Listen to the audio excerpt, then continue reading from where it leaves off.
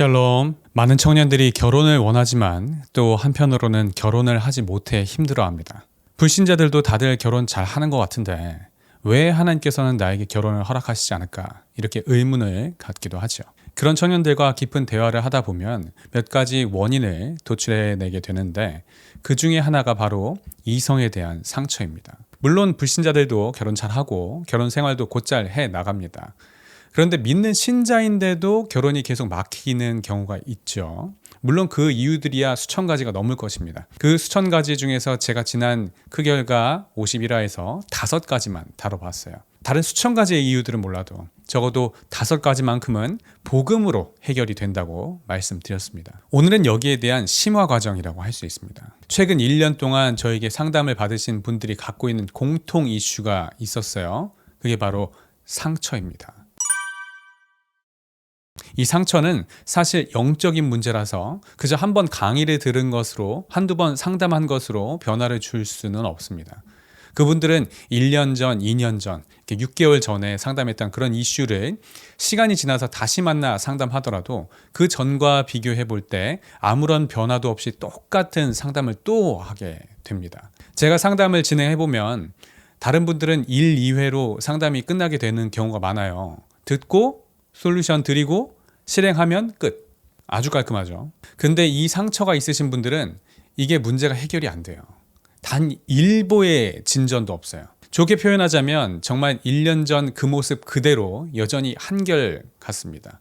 하지만 좀 더 현실적으로 표현하자면 안타깝죠. 이 상처 치유에 대한 것도 사실 예전에 제가 크결과 46화에서 한번 다루긴 했었죠. 근데 몇몇 분들은 마음의 상처와 결혼이 얼마나 밀접한 관련이 있는지 그 연결고리를 잘 인지하지 못하시는 것 같더라고요. 그 영상들은 조회수도 적고 심지어 그 영상을 봤는데도 불구하고 아예 문제의식마저 없으신 분들, 자기 자신에게 적용점을 찾지 못하시는 분들이 꽤 있었습니다. 그래서 다시 한번 영상을 준비해봤어요. 오늘 영상을 통해 여러분들의 머리에 지식만 쌓여가는 것이 아닌 실제 영적인 변화가 일어나서 인생이 뒤바뀌는 역사가 있기를 간절히 기도하고 또 바라봅니다. 자, 우리는 다양한 이성으로부터 다양한 상처를 받습니다. 너무나 권위주의적이고 폭력적인 이성 부모로부터 받은 상처로 인해 결혼에 대한 부정적인 시각을 갖기도 하고요. 이성에게 원치 않는 성적 접촉을 받음으로 인해 상처를 받기도 하고요. 그리고 그런 성적 접촉 이후에 둘 사이의 관계를 끝까지 책임지지 않고 관계를 정리해버리는 태도로 인해 이성에 대한 배신과 분노를 느끼며 또 한 번 상처를 받기도 합니다. 또 어떤 경우에는 이성에게 받은 데이트 폭력으로 인해 상처를 받기도 하고요. 또 어떤 경우에는 바람이나 외도를 통해서 상처를 받기도 하죠. 물론 가장 좋은 방법은 이성으로부터 상처를 받지 않는 것이 가장 좋겠지만 그럴 수는 없습니다. 심지어 지금 이 영상을 보고 계신 여러분들도 다른 사람들에게 크고 작은 상처를 주면서 살아오셨을 거예요. 원했든 원하지 않았든 의도했든 의도하지 않았든 우리는 모두 우리 주변 사람들과 상처를 주고받으며 살아갑니다. 이것은 우리 모두가 다 죄인이기 때문이에요. 자, 그런데 상처 자체는 문제가 되지 않습니다. 우리 몸에 이렇게 상처가 나더라도 그 상처를 치유하면 되잖아요. 그리고 약한 상처들 같은 경우에는 자연 치유되는 경우가 많죠. 그리고 연고만 발라도 되는 상처들도 있습니다. 하지만 어떤 경우에는 그 상처가 너무 커서 수술을 진행하지 않으면 정상적인 생활을 할 수 없는 상처도 있죠. 그러니까 가벼운 상처들은 문제가 되지 않는다는 겁니다. 우리 마음에 깊이 박혀버려서 스스로 자연 치유가 되지 않거나 웬만한 인간적인 방법으로는 치유가 되지 않는 상처, 자기 스스로 자가 치유를 할 수 없는 상처가 문제가 되는 것이죠. 그런 상처를 내버려 두면 우리 인격에 심각한 영향을 미칩니다. 이미 지나간 과거가 우리의 현재와 미래에까지 영향을 미치게 되는 것이죠. 한 번의 일회적 사건으로 여기고 끝나는 것이 아니라 사람을 바라볼 때, 세상을 바라볼 때 그 상처를 투영해서 바라보게 되는 것입니다. 아, 남자는 다 이래. 아, 여자는 다 이래. 이런 편견에 휩싸이게 됩니다. 이성에 대해 바라보는 관점이 그 사건을 기준으로 그 전과 후가 달라지게 되는 것이죠. 그럼 나는 가만히 있는데 이 세상에 있는 모든 남자들 혹은 모든 여자들 전체가 그 사건을 기준으로 갑자기 막 좀비처럼 돌변한 것일까요? 그렇지 않죠. 상처를 받은 우리의 관점이 바뀌어서 그렇게 보여지게 되는 것이죠. 자, 이제부터 중요합니다. 우리가 알아야 할 이 상처의 특징이 있습니다. 상처는 주관적이란 것입니다. 객관적이지 않습니다. 예를 들어 어떤 일반 남성이 같은 강도의 발차기로 때린다고 해봅시다. 같은 강도의 발차기라 하더라도 그 발차기를 누가 맞느냐에 따라서 그 발차기가 아무렇지도 않고 그냥 툭툭 털어버릴 수도 있고, 또 어떤 사람에게는 내장 파열과 같은 심각한 손상을 일으킬 수도 있죠. 맞는 사람이 남자냐 여자냐, 성인이냐 아이냐, 청년이냐 노인이냐에 따라서 그 상해의 정도와 회복의 과정은 너무나 다르다는 것입니다. 상처받은 사람들은 누구나 이렇게 생각합니다. 상처받을 만한 상황이라서 상처받은 것이라고요. 누가 뭐래도 저 사람은 너무했다라고 생각하는 것이죠. 근데 두 사람에게 모두 같은 상황을 처하게 한다 하더라도 한 사람은 이것을 상처로 여기지만 다른 사람은 이것을 상처로 여기지 않을 수 있어요. 복음을 전하다 억울하게 매질을 당하고 옥에 갇힌 바울과 실라가 옥에 갇힌 채 찬송을 불렀습니다. 그들이 그렇게 찬송을 부를 수 있었던 것은 그 사건이 자신들에게 있어 상처가 되지 않았기 때문입니다. 하지만 어떤 사람들은 같은 상황에 처했을 때 하나님과 사람들을 원망하는 사건이 될 수도 있는 것이죠. 그 사람의 인격적 성숙, 영적 성숙, 이런 것들이 모두 개입이 되는 것입니다. 이런 사건들이야 뭐 성경이 너무나 수두룩합니다. 그러니까 제가 말씀드리고 싶은 것은 애초에 이건 정말 상처를 받을 수밖에 없는 상황이다, 이런 건 없다는 거예요. 똑같은 상황이라 하더라도 그것을 상처로 안 받아들일 수 있는 사람도 얼마든지 있을 수 있다는 것입니다. 상처라는 것은 그 사건, 그 상황을 받아들이는 자가 그것을 상처로 받아들이면 상처가 된다는 것입니다. 그 사람의 영적 상태, 인격적 상태가 그것을 상처로 받아들일 수밖에 없는 상태여서 상처가 된다는 것이죠. 그런데 우리가 생각해야 할 한 가지는 우리의 육체에 나는 그 상처는 그 상처가 얼마나 심각한지 직접 눈으로 확인을 할 수가 있습니다. 그런데 우리 마음의 상처는 눈으로 확인할 길이 없습니다. 각 사람의 인격의 수준과 영성의 수준에 대해서도 눈으로 확인할 길이 없죠. 그렇기 때문에 각 사람이 가진 그 마음의 상처의 크기와 심각성을 자기 스스로도 인지할 방법이 많지 않다는 것입니다.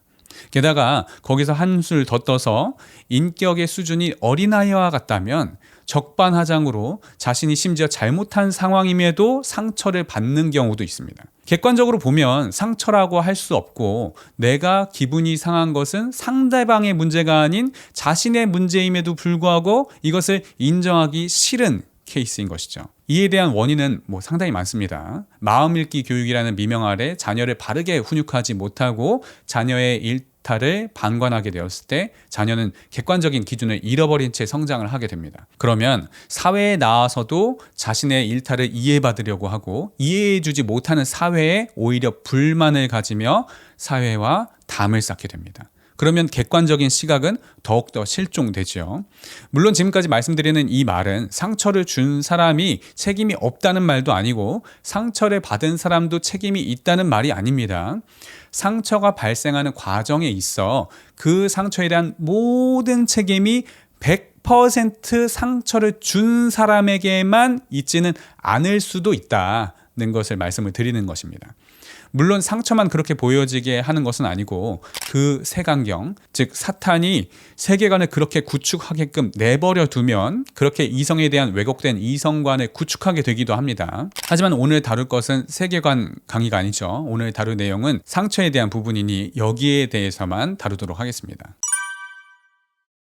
아무튼 이렇게 상처는 우리에게 왜곡된 이성관을 형성합니다. 그러면 어떤 사람을 있는 모습 그대로 바라보지 못합니다. 과거의 그 남자, 과거의 그 여자, 자신의 그 부모를 투영해서 상대방을 바라보게 합니다. 그렇게 되면 똑같은 모습을 바라보더라도 남들과 좀 다른 반응을 합니다. 일반적인 반응을 하지 않아요. 그것은 그 이성관이 왜곡되어 있기 때문입니다.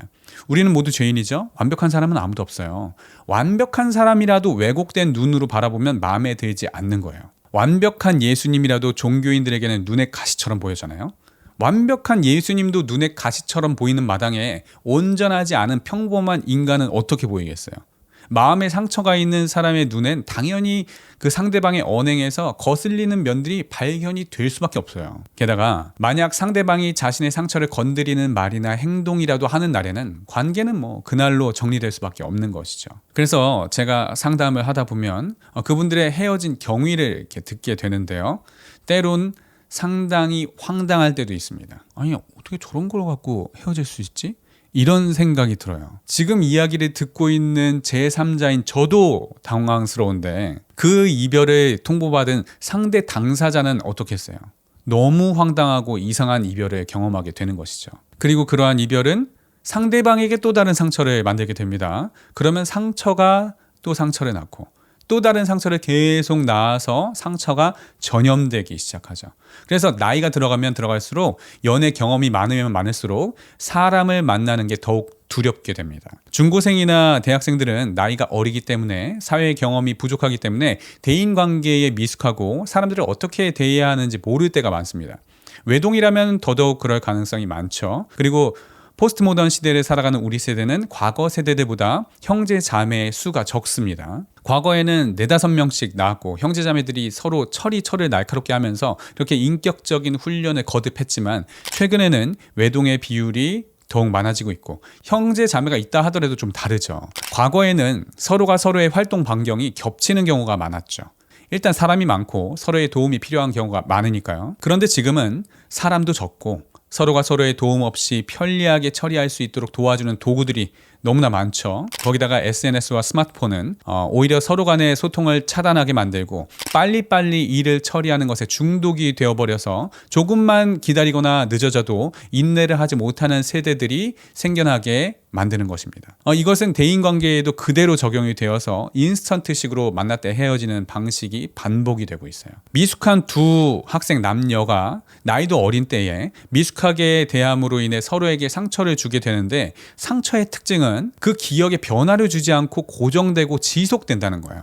그러니까 제3자인 제 입장에서 볼 때에 중고생, 대학생, 취준생이면 진짜 애기잖아요. 진짜 사회 경험도 없고 미숙할 때인데 물론 순수하고 풋풋한 맛은 있지만 이성에 대한 이해도 없고 이게 사회 활동을 통해 남을 배려하는 그 방식의 훈련이 잘 되어 있지 않은 때인데요. 그때 서로에게 주고받은 상처의 기억 때문에 다 큰 성인이 되고 결혼 정년기가 되어서도 자기가 옛날에 받은 그 상처 때문에 남자는 다 이래, 여자는 다 이래, 이런 식으로 이성에 대한 생각이 고정되는 거예요. 과거에는 그래도 성적인 관계가 그렇게 깊어지지 않았었지만 지금은 그런 시대도 아니잖아요. 대학생들은 물론이거니와 중고생들마저도 사귀는 사이에 성관계를 맺는 경우가 상당히 많아졌죠. 그렇게 연애하다가 헤어지면 서로에게 남는 건 상처밖에 없습니다. 그리고 그로 인해 생긴 왜곡된 이성과는 다른 사람들과의 교제를 두려워하게 만듭니다. 그러니까 결혼할 준비가 되지 않았을 때는 실컷 연애하다가 정작 결혼 정년기가 되었을 때는 오히려 사람을 만나지 못하게 되는 경우가 생기는 것이죠. 그러니까 아무리 많은 사람을 만나도 열매를 맺지는 못하는 겁니다. 결혼까지 이르지 못하고 결국 헤어지고 파혼되거나 결혼까지 가더라도 이혼하는 경우가 생기는 것이죠. 자, 그렇다면 정상적인 반응이라면 자신이 남들과 다른 반응을 한다면 자기 스스로에게 문제의식을 느끼고 자기 자신을 고쳐야 한다고 생각하는 것이 일반적인 반응이잖아요. 만약 옆 사람이 옆구리를 쿡 찌르면 간지러워하는 것이 자연스럽고 일반적인 반응인데 자신은 간지럽지 않다. 그러면 자신에게 뭔가 문제가 있다고 생각하는 것이 일반적인 반응일 거예요. 그런데 마음의 상처가 있는 사람은 그렇게 반응하지 않습니다. 난 원래 그래. 안 고쳐도 괜찮아. 남들이 잘못된 거야. 이런 반응을 하는 게 상처받은 사람들의 일반적인 반응이에요. 난 원래 그래. 라는 반응을 하는 이유는 그렇게 상처를 받은 상태가 워낙 익숙해져 있고 그렇게 색안경을 끼고 세상을 바라보는 삶이 오래 지속되다 보니까 문제의식을 잃어버렸기 때문에 하는 반응이고 이렇게 살아왔더라도 살아가는데 아무런 문제가 없었다고 생각하기 때문에 그렇게 반응하는 것입니다. 하지만 그 사람은 자신의 상처 때문에 주변 사람들이 얼마나 수고하고 이해해주고 섬겨줬는지를 몰라요. 그러니까 모르니까 그렇게 반응하는 겁니다. 근데 이렇게 반응하는 건 그래도 좀 나아요. 안 고쳐도 괜찮아 라는 반응을 하는 이유는 문제의식을 갖고 있더라도 이 정도는 남들이 나에게 충분히 맞춰줄 수 있다, 또는 맞춰줘야 된다라고 생각하기 때문에 나오는 반응입니다. 이렇게 생각하는 이유는 피해의식 때문에 그런 거예요. 자신은 피해를 받은 피해자이기 때문에 그렇게 남들은 자신을 섬겨주고 위로해주고 남들이 자신에게 맞춰줘야 한다고 생각하는 겁니다. 느끼시겠지만 2단계부터는 어느 정도 객관성을 잃었기 때문에 이런 반응을 하는 거라고 할 수 있어요. 자, 여기서 우리가 주의 깊게 생각해야 하는 부분, 기억해야 할 부분은 피해의식은 객관성을 잃어버리게 만든다는 것입니다. 이따가 뒤에서 좀 더 자세하게 설명할게요. 그리고 여기서 더 나아가서 남들이 잘못된 거야 라는 반응이 있죠. 자, 이 반응은 앞서 받은 섬김에 대해 당연시 여기는 것은 물론이거니와 이제는 자신이 세상의 중심이 되어서 자신이 정상이고 자신과 다른 반응을 하는 사람들을 다 비정상으로 만들어버린 다음 정상적인 반응을 하는 사람들이 자신과 같은 반응을 하도록 강요합니다. 내가 옆구리를 찔렀을 때 반응을 안 하니까 남들도 반응을 하지 말라고 강요하는 것이죠. 피해의식으로 인해 객관성을 잃어버린 것은 물론이거니와 다름을 인정하지 못하는 경직된 사고까지 추가되었을 때 나오는 반응이죠. 자, 이를 정리해 보자면 1단계는 문제의식 결여, 2단계는 문제의식 결여 플러스 피해의식, 3단계는 문제의식 결여 플러스 피해의식 플러스 경직된 사고, 이렇게 정리해 볼 수 있습니다. 그런데 이 모든 왜곡된 사고의 근원은 결국 자신을 고치고 싶지 않다는 것에서 출발합니다. 그리고 단계가 높아질수록 그 사고는 더욱더 견고히 굳어지게 되죠. 1단계에 머무는 사람은 그래도 객관적인 시각은 갖고 있는 사람이기 때문에 다른 사람들이 자신의 상처로 인해 헌신하는 모습, 피해보는 모습, 이런 것들을 직면할 수 있는 기회를 갖게 해주면 회복이 되는 경우가 종종 있습니다. 하지만 2단계에 머무는 사람은 피해의식까지 있기 때문에 내가 오히려 피해를 받은 사람인데 내가 왜 고쳐야 하냐, 이렇게 생각을 해요. 그렇기 때문에 사고가 회복되기가 상당히 어렵고요. 3단계까지 이른 사람은 여기에다 사고까지 경직되어 있기 때문에 사회에 자신의 불만을 표출하고 정상적인 사람들의 그 불편에 대한 공감을 하지 못하고 당연시 여기며 아무리 섬겨줘도 그 섬김에 대한 감사보다는 더 섬겨주지 못하는 것에 대한 불만족만 가득합니다. 자기 스스로 해결할 수 있는 그 수준을 넘어서는 상처이기 때문에 이러한 상처를 극복하기 위해서는 도움이 필요합니다. 그런데 어떤 도움이 필요할까요? 복음입니다. 스스로 해결할 수 없는 문제죠. 늪에 빠졌을 때처럼 스스로 그 늪에서 나오려고 노력하면 할수록 그 늪에 더욱 빠져들 수밖에 없는 것이 바로 우리의 죄 문제입니다. 그렇죠? 그런데 그런 우리를 건져내 주시는 분이 있죠. 그분이 바로 예수님이십니다. 물론 정신과 의사분들이나 심리학을 공부하신 분들은 이에 대한 다른 진단을 하시고 다른 솔루션을 주실 수도 있겠죠. 저는 제가 알고 경험한 선에서 말씀을 드리는 것입니다. 자, 구원과 마찬가지로 상처 치유 역시 동일한 원리로 작동합니다. 2단계와 3단계는 락이 걸려있는 상황입니다. 이제부터는 자기 스스로는 자신의 상처를 직면할 수 있는 방법이 없습니다. 이것은 성령의 강권적인 역사가 임하지 않으면 해결할 수 없는 문제입니다. 아무리 상담을 진행한다 하더라도 이것은 상담으로 해결할 수 있는 문제가 아닙니다. 물론 이건 제 얘기입니다. 다른 유능한 상담가, 정신과 의사분들은 저보다 뛰어나시니까 방법이 있으실 수도 있겠죠. 하지만 저는 방법이 없습니다. 이것은 인간적으로 해결할 수 있는 수준을 뛰어넘는다고 봅니다.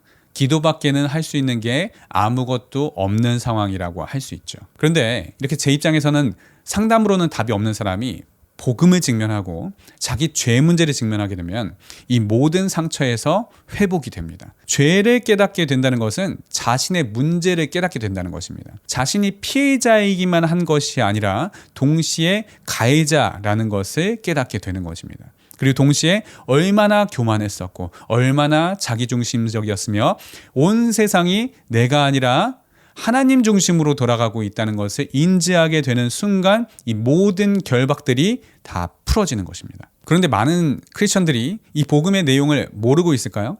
모르지 않습니다. 대부분의 크리스천들은 이 복음을 이미 다 듣고 다 알고 있고 심지어 믿고 있다고 고백도 합니다.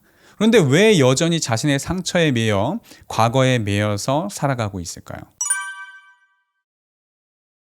이 복음이 그들에게 실제가 되지 못했기 때문입니다. 아, 그래. 뭐, 나 죄인이지 뭐. 죄인이라고 하니까 뭐, 죄인인가 보지 뭐. 이것은 성령의 역사로 깨달은 것이 아닙니다. 지식으로 깨달은 것입니다. 하지만 이런 혼적인 깨달음, 자기 스스로의 공부와 노력으로 얻게 된 지식은 여러분의 삶에 아무런 변화를 주지 못합니다. 내가 진짜 어떤 인간인지, 어떤 죄인인지, 나의 영혼은 멸망당에 마땅할 죄인이라는 것을 누군가의 가르침에 의해서 알게 된 것이 아닌 성령의 체험적 깨달음, 안다는 것을 히브리어로 야다라고 하죠. 이것은 남녀 간의 성관계를 의미합니다. 그런 친밀한 깨달음. 온 육체가 모두 까발려져서 직접 대면하여 보듯 나의 이 죄된 실체를 낱낱이 보게 되는 그 체험적 깨달음은 성령의 역사로 일어나게 되는 것입니다. 지금 이 영상을 보고 계신 분들에게도 두 가지 반응이 일어날 것입니다. 그들과 같이 우리도 복음 전함을 받은 자이나 들은 바 그 말씀이 그들에게 유익하지 못한 것은 듣는 자가 믿음과 결부시키지 아니함이라. 뭐가 그래? 라는 반응을 하시는 분들도 있을 것입니다. 하지만 믿음과 결부시키는 분들에게는 이 메시지를 통해서 저에게 일어난 성령의 역사, 죄를 깨닫는 역사, 상처 치유의 역사가 여러분들에게도 동일하게 일어나리라 기대하며 이렇게 전하는 것입니다. 이 메시지를 통해서 듣는 모든 분들의 상처 치유가 다 해결될 거라고 바라지도 않아요. 단 한 분이라도 상처에서 해방될 수 있다면 저는 그것 때문에 이 사역을 하는 거예요. 여러분의 내면에서는 이 복음을 기피하는 마음이 본능적으로 작동할 것입니다. 이것이 인간의 본성입니다. 나의 죄 문제를 직면하고 싶지 않은 마음, 피해자이고만 싶지 내가 동시에 가해자라는 것은 인정하고 싶지 않은 마음, 심지어는 자신이 계속 피해자로 남기 위해서 자신의 피해의식을 피해의 사실로 인정받기 위해 피해를 호소하는 또 다른 피해 호소인을 끌어들여서라도 내가 받은 피해를 정당화하고 싶은 마음도 생깁니다. 이게 무슨 말이냐? 어떤 사람이 교회 공동체에서 잘못을 해서 출교당했다고 해봅시다. 그러면 그 사람은 그 교회 공동체에 대한 앙심을 품게 됩니다. 그러면서 저 교회가 나를 부당하게 출교시켰다고 하는 거예요. 그런데 그렇게 말하게 되면 내 말에 힘이 없잖아요. 그러니까 그 교회 공동체에서 피해를 당했다는 또 다른 피해 호소인을 끌어들여서 정치적 연대를 하는 겁니다. 그렇게 해서라도 자신의 잘못을 인정하지 않고 교회를 공공의 적으로 만들어서 자신의 주장을 관철시키는 것이죠. 제가 누구라고 명확하게 말씀드리지는 않겠지만 뭐 다들 떠올리는 언론사들이나 인물들이 있을 것입니다. 그리고 바로 제가 그런 사람이었습니다. 그러니까 주관적 기준에 따라 당사자가 피해를 당했다고 느꼈다면 사실로 간주한다는 이 무적의 논리를 펴서라도 계속해서 피해자로 남고 싶어 합니다. 힘든 상황을 탈피하기 위해 무의식적으로 나오는 행동들이죠. 우리는 이것을 방어 기제라고 부릅니다. 이 모든 것은 복음을 회피하기 위한 인간의 본성입니다. 선악과를 따먹고 자기 자신이 자신의 하나님이 되어 모든 것을 다스리고 싶은 그 인간의 본성이며 복음은 이 본성을 거스릅니다. 자기 자신의 왕좌를 내려놓고 그 자리를 하나님께 다시 내어드리는 것은 인간의 본성을 거스르는 것이죠. 자기 죄를 인정하고 낮아지는 것은 선악과를 따먹고 자기 스스로를 높이는 인간의 본성을 거스르는 것이고요. 나에게 피해를 입히고 나에게 상처를 준 사람들을 공격하는 것이 선악과를 따먹은 인간의 본성이잖아요. 근데 그 공격을 포기하고 같은 가해자의 입장에서 같은 죄인으로서 취급받는 것은 그 인간의 본성을 거스르는 것이죠. 복음은 이렇게 인간의 본성을 거스릅니다. 이것은 필연적으로 고통스럽습니다. 우리가 복음을 직면했을 때, 우리의 죄 문제를 직면했을 때 우리는 반드시 괴롭습니다. 피하고 싶을 것입니다. 내가 하나님 앞에 충성한 것, 열심히 살았던 것, 양심적으로 살았던 것, 잘한 것들만 생각하고 싶고 그에 대한 보상을 받고 싶은 것이 우리 인간의 본성입니다. 하지만 우리는 직면해야 합니다. 우리는 우리의 죄 문제를 직면해야 합니다. 우리는 할 수 없지만 성령께서 하십니다. 지금 이 메시지를 듣는 지금 이 시간 성령님의 은혜로 믿음과 결부시키시는 은혜가 있기를 바랍니다. 편법을 생각할 수도 있을 것입니다. 다른 지름길은 없는지, 꼭 내 죄 문제를 직면해야만 해결될 수밖에 없는지, 하나님께서는 나에게 꼭 이렇게 괴로운 방법으로만 역사하셔야 하는지 다른 방법을 찾아 헤맬 수도 있습니다. 상처가 있는 사람은 자신의 상처를 유지한 채 자신의 상처를 건드리지 않을 만한 사람과 결혼을 하려고 합니다. 예를 들어 부모나 애인에게 폭력을 경험한 사람은 평생 자신을 존중하고 사랑해줄 사람을 찾습니다. 부모나 애인의 외도를 경험한 사람은 평생 확실히 자신만을 바라봐줄 사람을 찾습니다. 부모나 애인이 돈 문제를 일으켜서 상처를 받은 사람은 경제적 안정을 줄 만한 사람을 찾습니다. 하지만 현재 그런 문제를 안 일으킨다고 해서 미래에도 그런 문제를 안 일으킬 거라는 보장을 할 수가 없죠. 또 미래를 아시는 하나님 입장에서 볼 때 이 사람은 평생 그런 문제를 안 일으킬 사람이 확실하다 할지라도 우리가 그 미래를 알 수가 없잖아요. 그렇죠? 실제로 문제가 없는 사람이라 하더라도 그런 사람을 알아볼 수 있는 눈이 우리에게는 없습니다. 즉 이것은 자신의 기준에 부합한 사람을 찾아서 해결될 문제가 아니라는 것입니다. 그런 인간적인 방법으로 해결할 수 있는 문제가 아니라는 것이죠. 복음 외에 다른 길은 없다고 봅니다. 다른 길이 있다 하더라도 그것이 복음을 대체하는 방법이 되어서는 안 된다고 봅니다. 복음을 직면하라고 이 문제를 허락하신 건데 이것을 다른 방법으로 해결하게 되면 더 큰 문제, 더 심각한 문제를 통해서라도 하나님께서는 언젠가는 여러분들이 이 복음을 직면하게 하실 것입니다. 여러분은 여러분의 결혼이 더 우선이라 생각하시겠지만 하나님 편에서는 여러분의 구원이 더 우선이기 때문입니다.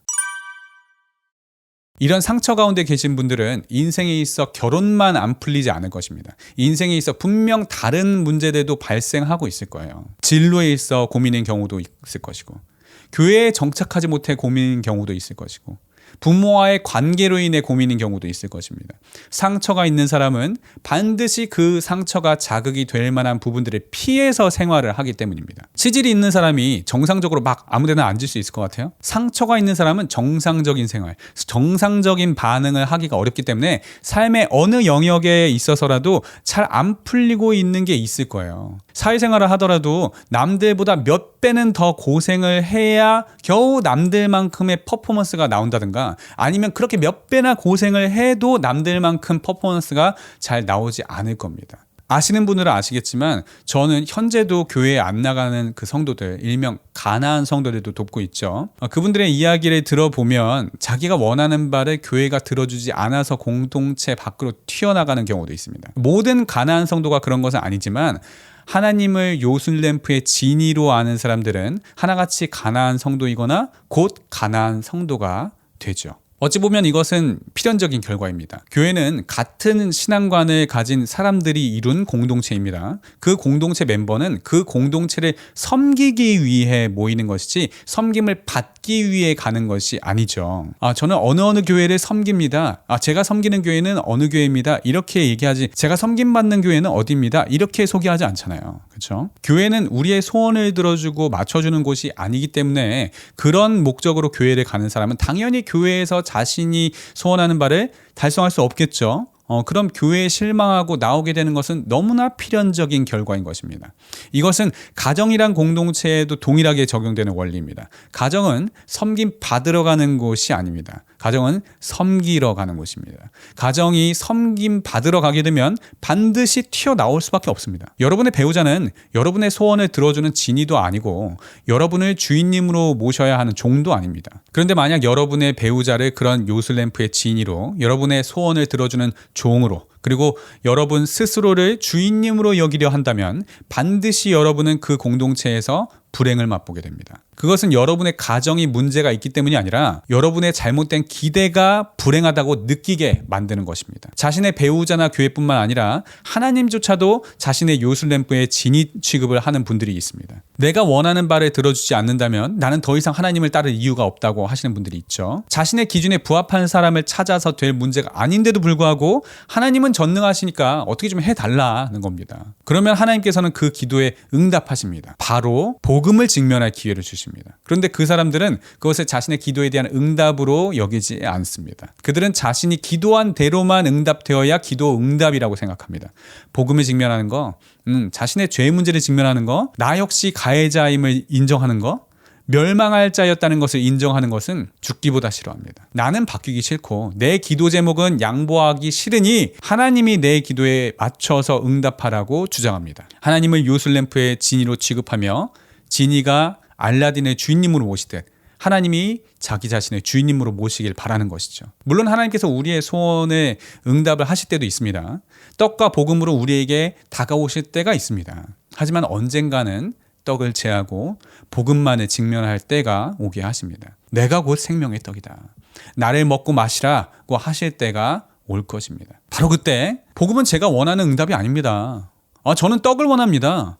저는 제가 기도한 기도 제목에만 그대로 응답되는 것을 원하지 다른 응답은 응답으로 쳐주지 않을 겁니다. 이렇게 주장하며 예수를 떠나던 사람들이 있었습니다. 이들은 군중이었습니다. 하지만 제자는 그렇게 살아가지 않았습니다. 예수님께서 너희도 가려느냐? 이렇게 물었을 때 시몬 베드로는 이렇게 대답했습니다. 영생의 말씀이 여기 있는데 우리가 누구에게로 가겠습니까? 자, 여러분, 우리의 이 죄 문제를 직면하고 죄인됨을 직면하고 우리 역시 가해자였음을 인정하는 것이 바로 우리가 절실하게 기도했던 우리의 기도 응답인 것입니다. 이제는 이 하나님의 기도 응답에 반응을 할 때입니다. 언제까지 피하고만 있을 수 없습니다. 주여, 성령님 임하시옵소서.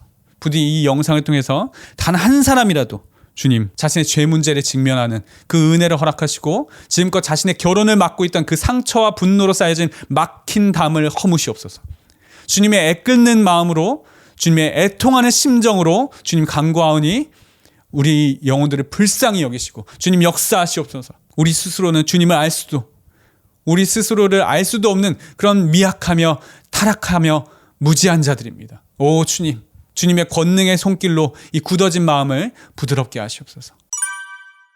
여러분, 이런 하나님의 은혜를 경험한 사람들은요, 더 이상 하나님께 요구할 것이 없습니다. 구원의 은혜를 받은 것만으로 만족합니다. 그냥 숨이 붙어 있는 것만으로도 감사합니다. 그런 자가 하나님께 또 무엇을 요구할 수 있겠습니까? 돌아온 탕자가 돌아와서 아버지에게, 아버지 저에게 금가락지 끼워주시고요, 겉옷은 제일 좋은 걸로 준비해 주시고요, 속옷도 최고급 실크로 준비해 주세요. 그리고 잔치 준비해 주세요. 닭이나 돼지는 싫고요, 툭불 한우 정도는 잡아 주셔야 됩니다. 이렇게 반응했을까요? 그렇지 않아요. 내가 일어나 아버지께 가서 이르기를, 아버지, 내가 하늘과 아버지께 죄를 지었사오니 지금부터는 아버지의 아들이라 일컬음을 감당하지 못하겠나이다. 나를 품꾼 중에 하나로 보소서 하리라 하고, 그저 품꾼 중에 하나로 봐달라고 하는 거예요. 근데 아버지에게 무언가를 요구하는 사람이 있었죠. 그게 첫째 아들이었잖아요. 둘째는 저렇게 사고치고 저렇게 문제 일으키고 죄 많이 지었는데 저렇게 축복을 해주시고, 나는 양심적으로 살고 그렇게 충성하면서 지냈는데 왜 나한테는 뭐 없냐는 것이죠. 근데 여러분, 이 첫째 아들이 정말 잘하기만 했을까요? 이 첫째 아들은 정말 피해를 받기만 했을까요? 정말 아버지께서는 차별 대우하시는 걸까요? 정말 첫째 아들은 가해자였던 적이 한 번도 없었을까요? 그게 아니에요. 사실 아버지 입장에서는 첫째나 둘째나 죄인인 건 매한가지입니다. 근데 차이점은 둘째는 본인이 죄인인 걸 시인했어요.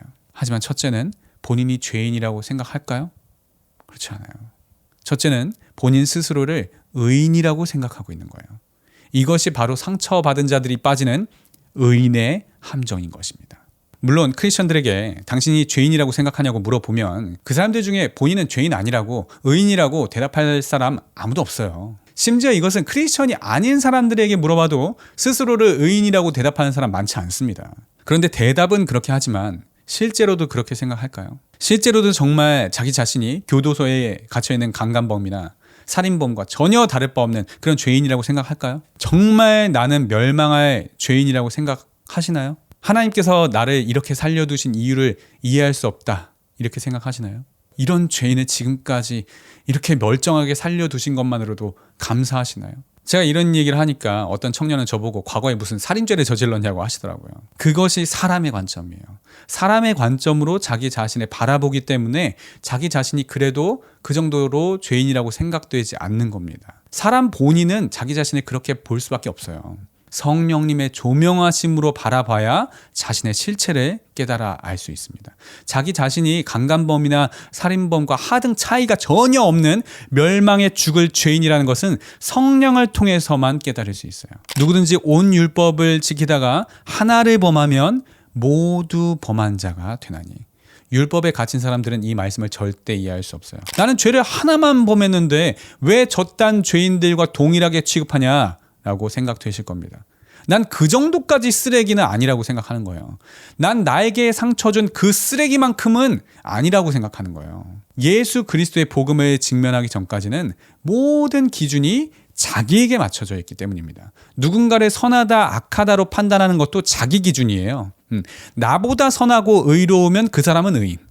나보다 악하면 그 사람은 악인으로 분류해요. 하지만 복음을 직면한 사람은 그 기준이 말씀으로, 그리스도로 바뀌게 됩니다. 말씀을 기준으로 봤을 때 그 누구도 자기 행위로는 의롭다 함을 받을 수 없다는 걸 깨닫게 됩니다. 방어 기제가 강한 사람은 그것을 인정하기 싫어합니다. 피하려고 합니다. 편법을 쓰려고 합니다. 최대한 자기 스스로를 지키려고 하는 것이죠. 그 사람이 왜 계속 그런 방어 기제를 쓰는 걸까요? 자존심이 세기 때문이에요. 자아가 강하기 때문에, 그런 자신의 자아를 깨뜨리기 싫기 때문에 계속 편법을 쓰고 싶고 복음을 피하고 싶은 것입니다. 동성애가 죄라고 해도 그것을 인정하고 싶지 않은 1단계에 머물 수도 있어요. 성령의 조명하심으로 그것을 죄로 깨닫기 전까지는 그것이 죄로 여겨지지 않을 거예요. 본인이 크리스천이라고 천명하면서 동성애자라고 말하는 사람들도 본인의 죄인이라고, 동성애는 죄라고 말은 그렇게 합니다.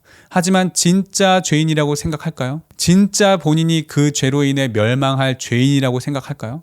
그렇게 생각하지 않아요. 거기다가 2단계까지 가게 되면 이제는 자기 스스로에 대한 문제의식까지 결여된 것에서 더 나아가서 피해의식에까지 사로잡힙니다. 그러면 객관성을 잃어버리는 겁니다. 내가 사회에서, 교회에서 이렇게 차별받았는데 이런 내가 왜 고쳐야 되냐라고 생각하는 거예요. 의인의 함정에 빠지는 것이죠. 근데 거기서 3단계까지 가게 되면 이제는 오히려 정상인들이 본인에게 맞춰야 된다고 생각하게 되는 것입니다. 차별금지법을 통과시키려는 것, 정상적으로 신앙하는 사람들을 역차별하려는 사고는 바로 여기에서 나오게 되는 것이죠. 그러니까 다 상처가 이렇게 만드는 거예요. 근데 피해의식의 특징이 뭐냐 하면 피해를 받은 사람은 자신에게 까방권이 있다고 생각하게 만든다는 것입니다. 이게 의인의 함정이에요. 피해의식을 가진 사람은 자기도 죄인인데도 불구하고 피해를 받았으니까 자신은 의인이라고 생각하는 함정에 빠집니다. 저도 어렸을 적에는 이런 의인의 함정에 빠져 살았던 사람이었어요. 나는 이러이러한 피해를 받았으니까 내가 좀 욱해도 사람들이 이해해줘야 돼. 내가 때로는 좀 과격하게 반응하더라도 이해해줘야 돼. 왜냐하면 난 지금까지 피해를 받았고 그것에 대해 꾹꾹 참아가고 또 눌러가며 인내해줬으니까 지금 내가 이렇게 내 성질대로 행동하더라도 사람들은 당연히 이해해줘야지 라고 생각했었습니다. 저 말고도 이렇게 인격이 어리신 분들은 이런 생각을 가지신 분들이 좀 있으실 거예요. 특히 부모에게 객관적인 훈육을 잘 받지 못해도 이런 반응을 보이고, 또 외동이거나 아니면 감정적인 사람은 이런 반응을 보이는 경우가 많습니다. 제가 이전에 올린 영상 중에 강간을 당하더라도 낙태는 죄라고 말씀드렸습니다. 그때 굉장히 격양된 반응을 하는 사람들이 있었다는 것을 기억하실 것입니다. 상당히 많은 사람들이 자신도 낙태를 반대하는 입장이지만 강간을 당했다면 이 사람이 낙태하는 것에 대해서는 까방권을 줘야 한다고 생각하는 겁니다. 근데 제가 그분들이 강간 당한 피해 사실을 부정하거나 그 아픔을 축소시키거나 그에 대한 공감 능력이 없어서 그런 말씀을 드린 게 아니에요. 그분들의 피해는 부정할 수 없는 사실이 맞아요. 하지만 그렇다고 해서 내가 또 다른 무고한 사람을 해쳐도 되는 권리가 생기는 게 아니에요. 이것은 정당방위도 아닙니다. 그 태아가 산모에게 피해를 입힌 적은 없어요. 잘못은 태아가 아니라 강간범이 한 것이고, 잘못에 대한 책임을 지더라도 강간범이 져야 하는 것이지 애꿎은 태아에게 이러한 책임을 물을 수 없고, 심지어 그의 생명을 취하는 방법으로 책임을 지우는 것은 성경을 떠나서 우리가 상식적으로 생각했을 때도 이해할 수 없는 것입니다. 강간 피해 사실과 태아 살인, 이 두 가지 사건은 별개의 사건이라는 것입니다. 근데 사탄은 이 피해의식으로 장난질을 시작합니다. 논리적으로 생각할 때는 피해자라고 해서 그와 전혀 다른 별개의 사건에까지 까방권을 가질 하등의 이유가 없어요. 그리고 이러한 마음의 상처를 치유하는 방법은 다른 게 없습니다. 물론 심리학적으로나 정신분석학적으로나 다른 방법이 있는지 모르겠어요. 제가 그쪽이 전문가가 아니니까 그건 모르겠는데요. 그래도 교회가 그러한 마음의 상처가 있는 사람들을 치유하는 방법은 정신심리학적으로 치료할 건 아니라고 봐요. 교회는 복음으로 상처받은 사람들을 치유하는 것이 가장 정석적이라고 봅니다. 대부분 마음의 상처를 치유한다고 생각하면 위로와 공감을 해야 치유된다고 생각합니다. 물론 위로와 공감은 필요합니다. 당연히 상대방의 말을 들어주고 그 사람의 마음을 충분히 공감해줄 필요가 있어요. 근데 그런 위로가 치료하는 것은 아닙니다. 그런 위로와 공감은 일종의 수술을 위한 마취제 역할을 하는 것입니다. 마음 치유의 수술을 받기 전에 이 수술이 잘 이루어질 수 있도록 마음의 문을 여는 그런 준비 작업을 하는 것이죠. 보통 상담의 첫 시간은 그렇게 들어주고 위로해주고 공감해주는 그런 시간을 갖게 됩니다. 하지만 마취만 해서는 아무런 치료가 이루어지지 않아요. 그렇죠? 살을 째고 자르고 피가 튀는 수술이 들어가야 그 수술을 통해서 제대로 된 치료가 되어지는 것이죠. 마찬가지로 이 마음의 상처가 치료되기 위해서는 결국 자신에게 피해를 입혔던 사람을 용서하고 사랑하는 방법밖에 없어요. 근데 그렇게 되기가 쉽지 않죠. 쉽지 않은 정도가 아니라 다른 건 몰라도 그것만큼은 죽기보다 싫을 겁니다. 내가 왜 그렇게까지 해야 되냐고 생각되실 거예요. 심지어 나에게 피해 입힌 인간은 자신이 나에게 피해를 입힌 것에 대한 제대로 된 사과도 안 하고 보상도 안 하고 저렇게 떵떵거리면서 잘 먹고 잘 살고 있는데 내가 왜 이런 고통스러운 수술을 받아야 하냐. 수술을 받으려면 저 인간이 받아야 되는 거 아니냐. 이렇게 생각하실 수도 있을 거예요. 이게 의인의 함정이에요. 이건 어느 누구의 이야기이기 이전에 제 이야기입니다. 제가 그렇게 용서하지 못하던 사람이었으니까요. 그런데 복음을 직면하게 되잖아요. 내 자신이 정말 주님 앞에 섰을 때 다른 죄인과 하등의 차이가 없는 그런 멸망에 죽을 죄인이었다는 것을 깨닫게 되잖아요. 그러면 이제는 그 사람을 용서하고 말고 할 것도 없어요. 나에게 학폭을 행했던 아이들, 나에게 고통을 주었던 아버지, 나에게 폭력을 행사하고 수치를 준 학교 선생님, 구타와 부당한 얼차려를 행했던 군 고참들, 이런 사람들과 내가 하등의 차이가 없었던 죄인이었다는 것. 나도 그 누군가에게 똑같이 상처를 주었고 나도 그 누군가에게 똑같이 쓰레기 짓을 했었고 그 누군가의 마음을 똑같이 갈기갈기 찢어놓고도 그에 대한 죄의식조차 갖지 못한 나. 오히려 나의 이 더러운 죄악을 숨기고 가리기에 급급했고 가해를 했던 내 인생은 가린 채 피해를 받은 것만 내세우면서 피해자 행세를 했던 나. 나의 죄는 가린 채 남의 죄 지적하기만 급급했던 나. 그런 이중적이고 추악한 내 자신의 실체를 경험하게 되는 순간 내가 태어나서 지금껏 나의 자유의지를 갖고 한 것이라고는 죄를 지은 것밖에 없다는 것이 깨달아집니다. 교회에서 저 바리새인들 누가 너가 더 착한 척 잘하나 대회하냐? 착한 척하기 오지네 진짜. 율법의 메인 지들만의 리그. 난 저런 착한 척하는 바리새인들과는 달라 라고 생각하면서 나 역시 위선과 선민의식에 빠져있는 내 자신의 죄된 실체를 직면하는 것입니다. 그럼 이제 어떻게 되느냐. 다른 그 누군가가 아닌 내 자신이 진짜 쓰레기라는 것이 깨달아집니다. 이전에는 아무리 용서하고 사랑하라고 해도 용서하기도 싫고 사랑하기도 싫었던 사람들을 용서하고 사랑하게 되는 건 너무나 당연하고요. 이제는 그 수준을 넘어서서 내가 그 사람을 용서를 하고 말고 할 처지가 아니라는 것을 깨닫게 됩니다. 이런 쓰레기 주제에 내가 무슨 그 사람을 용서하고 말고 할 근본이냐고 스스로 생각하는 거예요. 그러니까 본인이 크리스천이라고 하면서 동성애자라고 하는 분들도 마찬가지가 되어야 돼요. 그들이 사회와 교회에서 물론 차별받을 수 있어요. 위로와 공감 물론 당연히 필요하죠. 하지만 그것으로 그들이 받은 차별로 인한 마음의 상처가 치료가 되진 않아요. 마취제로는 치료를 할 수 없습니다. 수술을 받아야 해요. 복음을 직면해야 돼요. 그렇게 복음을 직면하게 되잖아요. 자기 죄를 직면하게 되잖아요. 그렇게 복음의 수술을 마치게 된 사람은 아무리 자신이 그동안 사회에서 교회에서 차별을 받은 피해 사실이 있다 하더라도 그것을 주장하지 못해요. 그렇게 할 수가 없어요. 자신을 차별하고 피해를 줬던 사람들에게조차 내가 그 사람들을 용서하고 말고 할 근본이 아니라고 스스로 생각하게 됩니다. 이것이 진정 복음을 직면한 사람이 내보이게 되는 당연한 반응이에요. 근데 자신이 크리스천이라고 말은 하지만 여전히 자신이 받은 그 피해에 대해서 차별에 대해서 내 잘못이 아닌 남 잘못 지적하는 데 급급한 영적 상태라면 우리 정말 다시 한번 자신이 복음을 직면한 사람이 맞는지 스스로 점검을 해봐야 합니다. 그리고 그렇게 점검했을 때 그렇게 복음을 직면했을 때 나오는 당연한 반응들이 그 믿음의 증거들이 내 안에서 발견되어지지 않는다면 내 안에 성령의 역사가 발견되어지지 않는다면 용서가 되어지지 않는다면 사랑이 되어지지 않는다면 어느 순간부터 내가 지은 죄에 대한 회개가 없고 내 죄에 대한 그 회개의 눈물은 마른 채 내 뜻대로 이루어지지 않는 것에 대한 악어의 눈물밖에 남지 않았다면 정말 기도하셔야 돼요. 너희는 믿음 안에 있는가? 너희 자신을 시험하고 너희 자신을 확증하라. 예수 그리스도께서 너희 안에 계신 줄을 너희가 스스로 알지 못하느냐? 그렇지 않으면 너희는 버림받은 자니라. 결혼이 중요한 게 아니에요. 그런 상태로 결혼하면 결혼 생활을 어떻게 했어요? 행복한 결혼 생활을 이룰 수 있겠어요? 절대 그럴 수 없어요. 여러분들의 미래의 배우자는 전능자가 아닙니다. 지니가 아니에요. 그리고 전능하신 하나님조차도 지니가 아니십니다. 여러분들이 요술램프에 지니의 소원을 빌듯 하나님께 기도를 한다면 그 기도는 안 이루어집니다. 상처를 꽁꽁 싸맨 채로 자신이 원하는 것을 원하는 대로만 응답해달라는 기도는 이루어지지 않아요.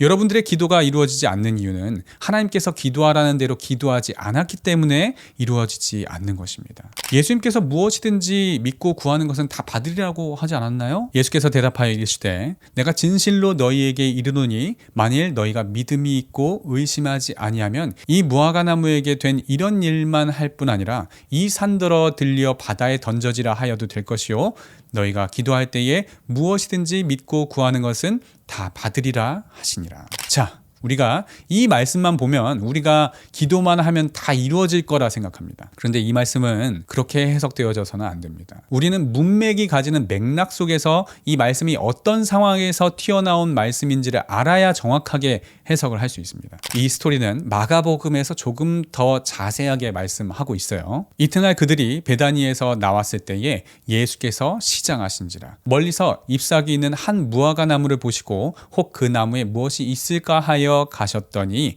가서 보신즉 잎사귀 외에 아무것도 없더라. 이는 무화과의 때가 아님이라. 예수께서 나무에게 말씀하여 이르시되 이제부터 영원토록 사람이 내게서 열매를 따먹지 못하리라 하시니 제자들이 이를 듣더라. 무화과의 때가 아니라는 것은 무화과가 열매를 맺을 때가 아니라는 거예요. 근데 예수님은 무화과 열매가 맺을 때가 아니어서 열매를 맺지 못하는 게 당연한 무화과를 저주하신 겁니다. 이상하죠? 이것은 배경 지식을 좀 알아야 하는데요. 무화과는 첫 번째 열매와 두 번째 열매가 있습니다. 3, 4월에 엄지손가락만하게 열리는 그 첫 번째 열매를 파게라고 하고 5, 6월이 되어서 잎사귀가 커지면서 열리는 두 번째 열매를 테에나라고 합니다. 그런데 예수님께서 지금 무화과의 때가 아니라고 말씀하시는 것은 테에나의 때가 아니지만 최소한 파게는 열렸어야 하는 시기라는 겁니다. 예수님께서 시장하실 때 무화과에서 제대로 된 상품성이 있는 테에나를 서리하시기 위해서 가신 것이 아니라 상품성이 없으나 배고픔을 간단하게 때울 수 있는 정도의 파괴 정도를 기대하신 것이죠. 하지만 그 무화과는 파괴조차도 맺지 못하고 있는 상태라는 것입니다. 그러니까 이걸 우리말로 고쳐보자면 싹이 노랗다는 겁니다. 잘 될 가능성이 애초부터 보이지 않는다는 말이죠. 그래서 저주하신 것입니다. 자, 위에서 무화과의 때가 아니라는 것까지는 그대로 이해가 되시죠? 근데 아래에 보면 더욱 이해하지 못할 만한 말씀이 나옵니다. 그들이 아침에 지나갈 때에 무화과 나무가 뿌리째 마른 것을 보고 베드로가 생각이 나서 여짜오되 랍비여 보소서 저주하신 무화과 나무가 말랐나이다. 예수께서 그들에게 대답하여 이르시되 하나님을 믿으라. 내가 진실로 너희에게 이르노니 누구든지 이 산더러 들려 바다에 던져지라 하며 그 말하는 것이 이루어질 줄 믿고 마음에 의심하지 아니하면 그대로 되리라. 그러므로 내가 너희에게 말하노니 무엇이든지 기도하고 구하는 것은 받은 줄로 믿으라. 그리하면 너희에게 그대로 되리라. 서서 기도할 때에 아무에게나 혐의가 있거든 용서하라. 그리하여야 하늘에 계신 너희 아버지께서도 너희 허물을 사하여 주시리라 하시니라. 베드로가 지금 저주하신 무화과 나무가 말랐습니다. 이렇게 말하고 있는데 예수님께서 갑자기 뚱딴지 같은 이야기를 하시는 거예요. 22절부터 24절까지는 믿음으로 기도하면 될 거라는 말씀을 하시고는 25절은 또 용서에 대한 말씀을 하시는 거예요. 자, 이것은 무엇을 말씀하시는 것이냐? 무화과 나무의 열매는 결국 무엇을 의미하시는 걸까요? 용서를 말씀하시는 것이죠. 그리하면 아버지께서도 너희 허물을 사하여 주시는 것을 무엇을 의미하시는 것일까요? 테에나를 말씀하시는 것입니다. 3, 4월에 파게의 열매가 맺힌다면 5, 6월에 테에나의 열매도 자연히 맺히게 된다는 것입니다. 근데 3, 4월이 되었는데도 파게가 맺히지 않는다면 5, 6월이 되어도 테에나는 맺히지 않는다는 것이겠죠? 그런 무화과를 맺지 못하는 나무는 쓸모가 없다는 것입니다. 성경 다른 곳에서는 이런 무화과 나무를 어떻게 하라고 말씀하시나요? 이의 비유로 말씀하시되 한 사람이 포도원에 무화과 나무를 심은 것이 있더니 와서 그 열매를 구하였으나 얻지 못한지라. 포도원 지기에게 이르되 내가 3년을 와서 이 무화과 나무에서 열매를 구하되 얻지 못하니 찍어버리라. 어찌 땅만 버리게 하겠느냐. 대답하여 이르되 주인이여 금년에도 그대로 두소서. 내가 두릅하고 거름을 줄이니 이후에 만일 열매가 열면 좋거니와 그렇지 않으면 찍어버리소서 하였다 하시니라. 이렇게 예수님은 열매가 없는 나무를 저주하시고 찍어내버리라고 하세요. 우리가 잘 아는 찬양에도 이와 비슷한 내용의 찬양이 있죠. 예수님은 생명의 참포도나무, 아버지는 포도원 농부시니 가지들아 열매를 맺지 않으면 아낌없이 찍어서 던지시리라. 그런데 아까 이 마가복음에서 말하는 이 열매가 뭐라고요? 용서라고 했죠. 그럼 지금 이 누가복음에서 말하는 이 열매는 무엇을 의미하는 걸까요? 이것도 맥락을 보셔야 이해할 수 있어요. 앞절을 보시면 대답하여 이르실 때 너희는 이 갈릴리 사람들이 이같이 해받음으로 다른 모든 갈릴리 사람보다 죄가 더 있는 줄 아느냐? 너희에게 이르노니 아니라 너희도 만일 회개하지 아니하면 다 이와 같이 망하리라. 또 실로암에서 망대가 무너져 치어 죽은 18사람이 예루살렘에 거한 다른 모든 사람보다 죄가 더 있는 줄 아느냐? 너에게 이르노니 아니라 너희도 만일 회개하지 아니하면 다 이와 같이 망하리라. 이렇게 말씀하십니다. 그러면 그 이후에 나왔던 열매는 당연히 무엇을 의미하는 걸까요? 회개를 의미하는 것이겠죠.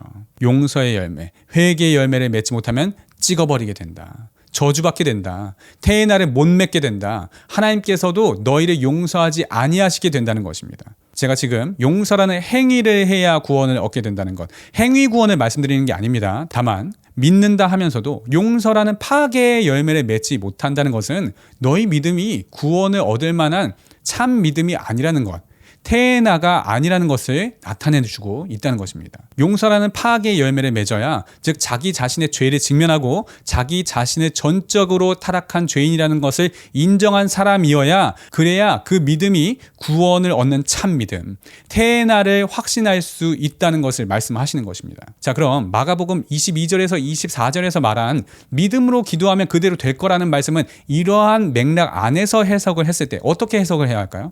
정말 아무거나 다 기도하면 나의 소원을 들어주시니까 로또 당첨 놓고 기도하라는 말씀으로 그렇게 해석을 해야겠어요?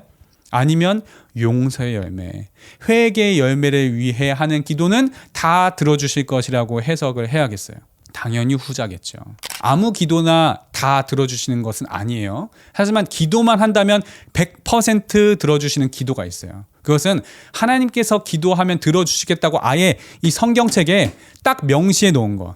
이것은 하나님께서 반드시 들어주실 수밖에 없는 거예요. 만약 그 기도를 안 들어주신다면 그것은 하나님 스스로 자기 말을 부정하시는 것이니까요.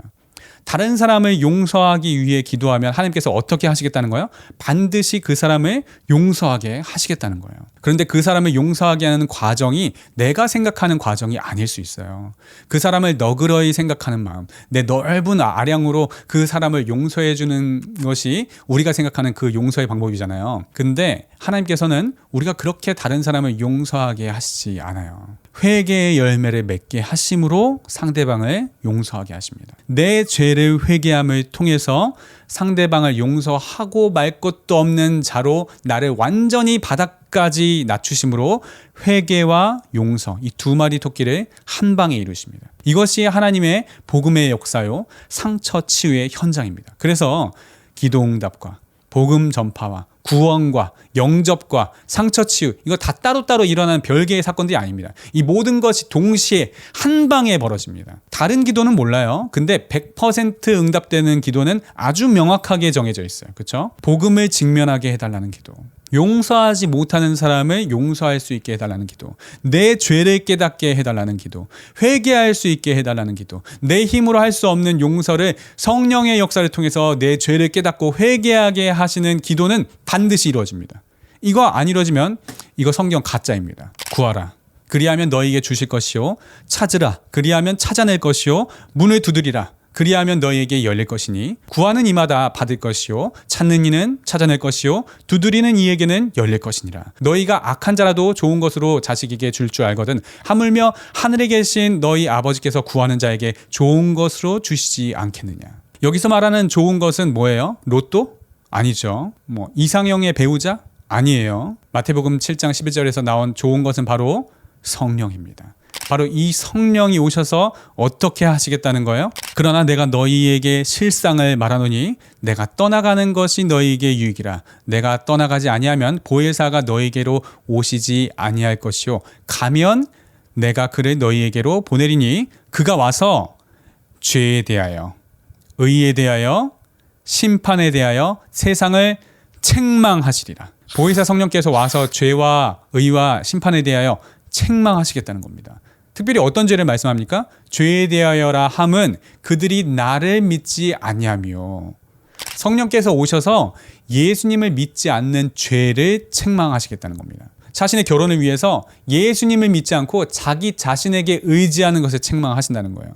결혼을 위해서는 그에 앞서 먼저 자기 자신의 상처를 치유해야 하는데, 이 역시도 예수님을 믿지 않고 자기 스스로 어떻게든 편법을 써서 이 상처를 극복해서 결혼을 하려는 것을 책망하시겠다는 것입니다. 내 백성이 두 가지 악을 행하였나니 곧 그들이 생수의 근원되는 나를 버린 것과 스스로 웅덩이를 판 것인데 그것은 그 물을 가두지 못할 터진 웅덩이들이니라. 생수의 근원 되시는 예수님을 의지하지 않고 버린 것, 그리고 자기 노력으로 자기 힘으로 어떻게든 결혼을 이뤄보려고 하는 것, 복음을 직면하지 않고 자기 죄를 직면하지 않고 어떻게든 다른 방법을 써서 결혼하고 행복하려는 것, 이것이 하나님께서 예레미야를 통해 이스라엘 백성들을 책망한 두 가지 악입니다. 근데 그렇게 편법을 써서라도 되는 거였으면 말을 안 해요. 성경은 그 편법을 두고 뭐라고 표현합니까? 그 물을 가두지 못할 터진 웅덩이라고 표현하잖아요. 물론 제가 앞에서 정신심리학적으로 뭐 이런 상처 문제, 트라우마 문제 극복하는 방법이 따로 있을 수도 있지 않을까 말은 했지만 저는 사실 그렇게 생각하진 않아요. 터진 웅덩이들이라고 생각합니다. 지금 이스라엘 백성들이 물을 구하기 위해 웅덩이를 팠죠. 그렇다면 지금 물이 부족해진 상황이니까 물을 구하기 위해서 웅덩이를 판 거 아니겠습니까? 그러면 물이 부족해진 상황은 왜 발생했겠어요? 하나님께서 허락하셨으니까 그런 상황이 발생한 거겠죠. 그러면 하나님께서는 왜 이스라엘 백성들에게 그런 고난과 어려움을 주셨겠어요? 하나님이 사이코패스라서 이스라엘 백성들을 괴롭히고 싶어서, 그렇게 희열 느끼고 싶어서 그러신 거겠어요? 생수의 근원되는 나를 찾으라고 문제를 주신 거잖아요. 이 문제를 통해서 복음을 직면하고 자신의 죄 문제를 깨달으라고 주신 문제잖아요. 이것을 정신심리학적으로 해결할 수 있을지 모르겠어요. 성경은 분명 터진 웅덩이라고 말하고 있는데요. 뭐 해결했다 칩시다. 문제는 해결할 수 있을 망정 자신의 죄 문제를 직면하게 되는 것은 아니잖아요. 근데 하나님께서 여러분들에게 원하시는 것, 여러분들에게 문제를 주신 궁극적 목적, 그 이유는 여러분들이 자신의 죄 문제를 직면하게 하시는 것이잖아요. 그렇기 때문에 이 문제로 직면이 안 되었다면 이제는 더 큰 문제, 이제는 정신심리학적으로도 해결할 수 없는 문제를 통해서라도 또다시 여러분들이 자신의 죄 문제를 직면하도록 계속해서 하나님은 유도하실 거예요. 이를 행하시는 여호와, 그것을 만들며 성취하시는 여호와, 그의 이름을 여호와라 하는 이가 이와 같이 이르시도다. 너는 내게 부르짖으라. 내가 내게 응답하겠고 내가 알지 못하는 크고 은밀한 일을 내게 보이리라. 정말 그 성령의 역사를 위해 기도하셔야 됩니다. 근데 기도하시면 이루어집니다. 정말 몇 날이 못 되어 그 기도는 반드시 응답이 됩니다. 너희는 몇 날이 못 되어 성령으로 세례를 받으리라 하셨느니라.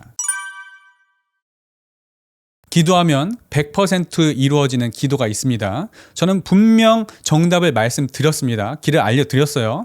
그럼에도 불구하고 그 길을 피하시는 분이 계실 거예요. 저는 분명 살 수 있는 길을 보여드렸어요. 근데 그럼에도 불구하고 그 사람을 용서하기 싫으니까, 그럼에도 불구하고 나는 내 상처를 치유하지 않은 채 그 상처를 꽁꽁 싸매고 덧대어서 문제가 없는 척하며 어떻게든 하나님과 다른 사람들이 나 자신에게 맞추면서 살아가도록 세상이 나 중심적으로 돌아가게 하고 싶으니까 끝내 정답을 알면서도 그 길을 가지 않는 사람이 있습니다. 모세가 광야에 놋뱀을 만들었어요. 그리고 뱀에게 물린 자마다 그 놋뱀을 보면 살 거라고 했어요. 정답 알려줬어요. 그리고 뱀에게 물린 자가 놋뱀을 쳐다본 즉 모두 살았습니다. 정답을 듣고 정답대로 살아간 사람은 모두 살았어요. 그러면 우리 생각에는 죽은 사람 없이 100% 모두 살았을 것 같잖아요. 근데 그렇지 않아요. 방법을 알려줘도, 정답을 알려줘도 그 정답이 자기 마음에 들지 않으면 거부하는 거예요. 본인이 원하는 방법으로 살고 싶은 거예요. 아유, 놋뱀 쳐다보면 살겠다는 그런 허무맹랑한 방법 말고 뱀독 그 해독제 갖다 주란 말이야. 좀 더 현실적인 대안을 가져오란 말이야. 노뱀을 보면 살아? 아니, 소가 웃겠다. 아이고 말이 되는 소리래. 이러다가 죽는 거예요. 이 노뱀이 무엇을 상징합니까? 예수님의 그 십자가의 희생을 상징하잖아요. 예수님을 믿으면 구원받는다는 정답을 다 알려줍니다. 그러면 우리 생각에는 100% 모두 받아들이고 구원받아야 할 것 같잖아요. 근데 실상은 그렇지 않잖아요. 구원의 방법을 알려줘도, 전도해도, 정답 알려줘도 그 정답이 자기 마음에 들지 않으면 거부하는 거예요. 이것과 똑같은 원리예요. 전 분명히 말씀드렸어요. 100% 응답받는 기도의 원리에 대해서 알려드렸고 100% 용서할 수 있는 원리에 대해서, 복음을 직면함에 대해서 이미 다 말씀드렸어요. 근데 상처받은 사람은 그것 때문에 자기가 죽는데도 불구하고 죽어도 용서는 못하겠다. 내가 지옥에 가더라도 그 사람은 용서 못하겠다. 이러고 있는 거예요. 복음? 내가 복음을 모를 것 같아? 복음으로 상처가 치유된다고? 상처가 있는 사람 복음을 통과해야 결혼할 수 있다고? 말이 되는 소리래. 이렇게 반응합니다. 여러분들이 일반적으로 생각하는 상처 치유는 이런 거예요. 자신에게 잘못한 사람들이 나에게 와서 용서를 구하고 내가 생각하는 그 충분한 보상과 배상을 하면 치유가 될 것이다. 그건 세상이 말하는 방법이죠. 물론 그것도 뭐 있어야겠지만, 아니요, 치료는 그렇게 이루어지지 않습니다. 여러분이 교통사고가 나서 상해를 입었다고 생각을 해볼게요. 그러면 그 상해를 치료받기 위해 가해자를 찾아가서 그 사람한테 치료하라고 합니까? 그 사람은 의사가 아니에요. 그 사람이 여러분들을 어떻게 치료합니까? 그 사람들은 여러분에게 상처만 줄 줄 알지 치료할 줄 몰라요. 치료는 의사한테 받아야 하는 거예요. 우리의 마음의 치료자 누구신가요? 예수님이세요. 우리의 생수의 근원 누구신가요? 예수님이세요. 그러면 세상에서, 교회에서, 가정에서, 연인 간에 상처받았을 때 우리가 달려가야 할 곳은 어디겠어요? 가해자겠어요? 아니에요. 예수님입니다. 여러분도 여러분 스스로 치료를 할 수 없고, 가해자도 여러분을 치료할 수 없고, 오직 예수님만 여러분들을 치료할 수 있습니다. 그런데 사람들은 자신이 원하는 정답이 아니면 정답을 알려줘도 정답을 거부합니다. 청년들이 제게 상담을 하는 이유 중 많은 경우, 복음을 직면하고 싶지는 않으면서 복음 외에 다른 방법으로 문제를 해결받고 싶어서 상담을 요청하는 경우가 있어요. 근데 저와 상담해도 결국 별다른 게 없음을 발견하는 거죠. 결국 또 지겹게 들은 그 복음을 여기 앉아서 또 들어야 한다니 싶은 거죠. 교회에서는 복음만 얘기하는데 내 자신의 전적인 타락을 받아들일 자신이 없기 때문에, 그건 자신이 지금껏 첫째 아들로서 쌓아온 자신의 모든 의와 공로를 싸그리 다 무시하는 것이기 때문에 차마 그렇게 할 수 없어서 다른 방법 뭐 없냐고 해서 저에게 찾아오는 것이죠. 근데 저도 뭐 다른 목회자분들과 별게 없어요. 저도 복음 말고는 다른 대안이 없습니다. 모르겠어요. 그 외에 다른 방법이 있을지. 하지만 적어도 제 인생에 있어서는 복음 외엔 다른 방법이 없었습니다. 복음은 모든 것을 내려놓게 만듭니다. 그동안 내가 쌓았던 모든 공로를 무효화시키고 다 배설물로 만들어버립니다. 나의 모든 자존심을 뭉개버립니다. 영적으로는 이미 그걸 다 아니까 직면하기 싫은 거죠. 그 고통을 직면하기 싫은 거예요. 왜냐? 상처를 갖게 된 것도 그 자존심을 뭉개기 싫어서 상처가 생긴 거거든요. 십자가에서 죽은 사람은 상처받지 않아요. 안 죽으려고 하니까, 펄펄하게 살아있는 자기 자아를 살리고 싶으니까 상처받는 것이죠. 근데 치료를 하는 것도 그 자존심을 뭉개는 방식으로 한다니까 거부하는 거예요. 하지만 여러분, 그 고통이 있어야 유익합니다. 우리 신경세포에는 여러 가지 신경들이 있죠. 냉점, 열점, 통점 이런 것들이 있어요. 자, 근데 만약 신경 이상으로 인해 통점을 느끼지 못한다고 가정해 볼게요. 그러면 아픔을 느끼지 않으니까 좋을 것 같죠. 근데 만약 누군가가 여러분을 송곳으로 꾹 누릅니다. 그런데도 여러분이 그 고통을 느끼지 못한다면 여러분은 그 송곳으로 뚫려서 과다출혈로 죽게 될 거예요. 위로라는 마취가, 공감이라는 마취가 때로는 현실을 직시하지 못하게 만듭니다. 우리의 눈을 가리우고 피해의식에 더 사로잡히게 만들고, 우리가 그 상처 가운데 파멸되어 가고 있는데도 불구하고 위로와 공감은 자기 자신에 대한 문제의식을 느끼지 못하게 만들어요. 맞아, 나는 이렇게 위로받아야 하는 존재야. 나는 잘못 없어. 내가 변할 필요 없어. 내가 무슨 잘못이 있어서 내가 용서하고 내가 변화되어야 돼? 이 위로와 공감의 마취 속에서만 갇혀 있게 되면 결국 위로와 공감 중독에 빠지게 됩니다. SNS를 통해서 잘 알지도 못하는 사람들의 그 눈먼 위로와 공감 속에 빠져들면서 자기중심적으로 생각하게 되고 진실을 영원히 외면하게 되는 길로 빠져들게 되는 거예요. 여러분이 눈을 계속 뜨지 않고 깜빡거리는 이유는 계속 뜨고 있을 때의 눈의 건조함이 고통스럽기 때문입니다. 그리고 그런 통증이 있어야 여러분은 여러분의 눈을 깜빡거리면서 여러분의 눈을 촉촉하고 건강하게 유지시킬 수 있는 것이죠. 마찬가지로 광야는 우리에게 고통을 줍니다. 고난은 고통스럽죠. 그런데 고통을 느끼기 때문에 고통스럽기 때문에 고난이 광야가 우리에게 유익인 것입니다. 그 고통이 있기에 우리는 그 고통을 해결하기 위해 갖은 노력을 다 해봅니다. 하지만 모든 것을 다 해봐도 소용이 없다는 것을 이내 곧 깨닫게 되죠. 그러면 그때서야 지푸라기라도 잡는 심정으로 그 고통 때문에 하나님을 찾게 되는 겁니다. 우리가 그런 고통이 없어도 하나님을 찾을까요? 우리는 그렇게 선한 존재가 아닙니다. 고난을 주는 광야는 우리에게 고통스러운 동시에 우리에게 축복인 것입니다. 그 고난이 우리를 하나님께 들러붙게 만드는 것입니다. 고난이 없는 삶, 십자가 없는 삶을 원하는 것이 인간의 본능이지만 그렇게 본능대로 사는 것이 우리에게 유익이 아니라는 것은 우리 모두가 다 잘 아는 사실입니다. 수술이 고통스러울 수 있습니다. 복음을 직면하는 것, 용서하기 싫은 사람을 용서하는 것, 내 상처를 치유하는 것, 죄라고 생각하지 않은 것을 죄라고 인정하는 것, 이런 것들이 죽기보다 싫을 수도 있습니다. 그런데 그 고통은 분명 여러분에게 유익합니다. 복음에 직면하십시오. 다시 복음 앞에 서십시오. 결혼이든 진로든 대인관계든 조금 더 깊이 들어가서 내적 치유든 영적 성장이든 그것 무엇이든 간에 오직 복음만이 결론이 되게 하십시오. 오늘 영상은 여기까지입니다. 다음 시간에는 부정적인 자아상에 대한 이야기를 좀 해볼 거예요. 그리고 맞아요. 결론은 사실 복음이에요. 답은 이미 정해져 있어요.